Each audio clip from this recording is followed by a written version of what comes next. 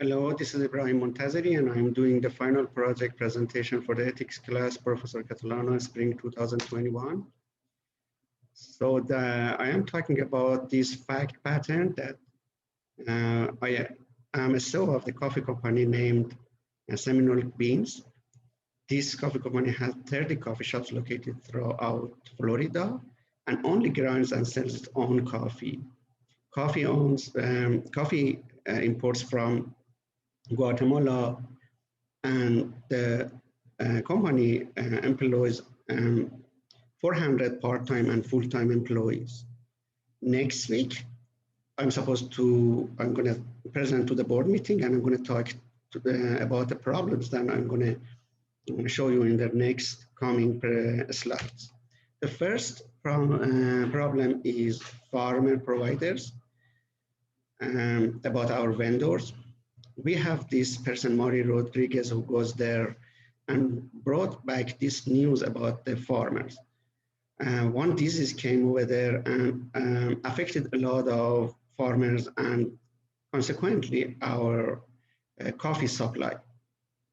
Only one of the farmers, surprisingly, was able to outsmart the disease with his methods and the way that he manage his business and growing the coffee. So he didn't affect much by the disease.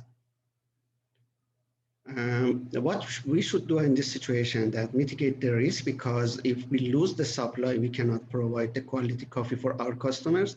So we have to plan in advance a way to fulfill the supply for ourselves. I would prepare a short list of the temporary substitute coffee sellers that can provide the same or about the same quality of coffee for us and bring it to the board meeting.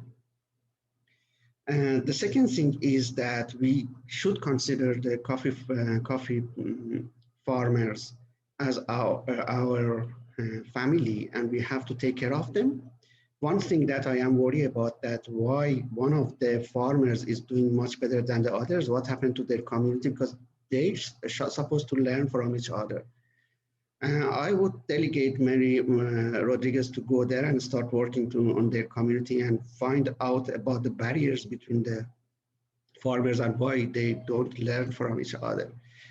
To do this might do a lot of strategies after we find out about the barriers. One of them, like for example, is to find out about their community centers like coffee shops and bars, and strengthen those centers, like giving them like cheaper coffee so they can, the farmers gather there more and talk to each other more.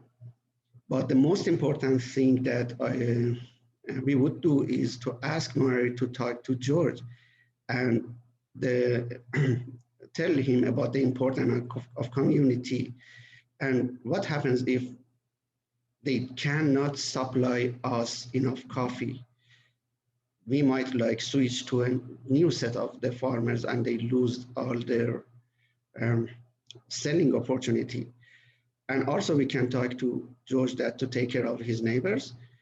And even though we don't need, we might not need to talk him at all, to him at all. We just need to figure out why he cannot reach to them and what's the problem, that maybe the farmers don't like to learn from each other. Whatever, we have to work on that cultural thing, and then set up workshops and help to set up weekly workshops where George can teach the other farmers how to manage their businesses and overcome the disease and provide enough coffee for us. The second problem is legislation. For some reason, legislative tries to ban the caffeine usage in all the beverages sold in a state.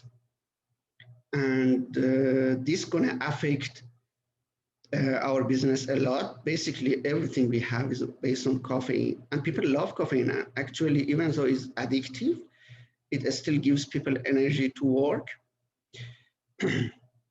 This is a big thing, and this is a big noise. Throughout the learning that I learned through this course from the Scott Baylor interview, we should not let the noise, which this is a big noise, to kill our focus and lose our focus on other aspects of the business, like vendors that I said, or human resource and everything. In the meanwhile, we have to learn more. What's the reason behind all of these and why they object and they are opposite this idea of having coffee for the community. One thing that I learned through this course, and I never learned it before in my life, never heard of it even, and it was so surprising for me, was this strategic procrastination that I learned through the original book. Procrastination is always bad, and always people get blamed for why they do that, but the book says that the strategic procrastination is good. I used to do a lot of this, but I didn't feel good about that. Now I don't have the same feeling. I did the strategic procrastination for the same, the very presentation that I'm doing for you. I didn't do the presentation on the first day. I just left it for the last day. This has a risk that I get busy in the last day and cannot make the presentation, which fortunately didn't happen for this presentation. I was able to think through the problem parallel with all other things that I was doing daily. So my brain kind of processed the whole problem, and I made it in the last day. So I had more ideas to work on when I was making the presentation. For the legislation, we should do a strategic procrastination as well. We should wait until the last minute, and we get more. This way, we get more the most information that we can get. We should to do that. We should involve legislators that are against us, because they are kind of enemy. And then we learned throughout the course that enemies will give us the most candid ideas. We can have brainstorm. We can, and finally find to the to get to a sweet point, a good balance between what they want and what's the seminal beans benefits. On the other hand, we can build a coalition between the coffee lovers and coffee lovers legislators, of course, and this coalition will help us later on when we get to the point that we have to decide about this and fight for this. Last problem is the human resources. Some coffee shops are doing something in favor of some specific employees. And once we find out why they do that, they said that these specific employees have problems like diseases and stuff like that. And the manager said that I'm doing like giving extra hours to them so they can have more money to overcome their disease. This is actually a good thing, but the downside with this is that it's going to bring up a lot of discrimination feelings to like for the other employees. So we should solve this, and we should know this and show this before like other people name and shame us. To solve this, I think this is not a manager or a coffee shop thing. This has to be solved in the corporate portion.